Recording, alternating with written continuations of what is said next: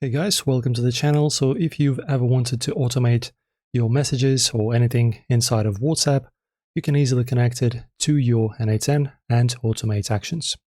So in order to connect your WhatsApp to n8n, press on plus, then in the search for nodes, tap WhatsApp, and you will get this WhatsAppable automate WhatsApp messages. So firstly, and before using it, we need to install this node. So just install it. All right, and now you can basically use this. So for example, send a message, choose that. And now credential to connect with, create new credential. And now, of course, you will have to get an API key.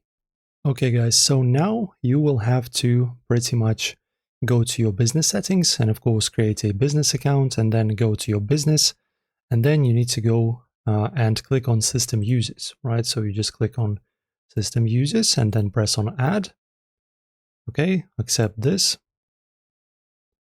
Now system username, tester123, and choose admin so that we can control.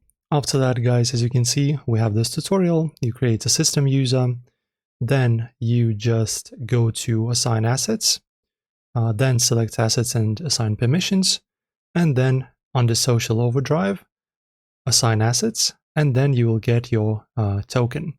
So you can see we have this little window, then you press generate token, okay, and then you copy it pretty much. So this is going to be your token for requests, and then you just insert this API token, this key in here in this field and press on save. So if this was helpful, guys, press like on the video and subscribe, and I'll see you soon in the next one.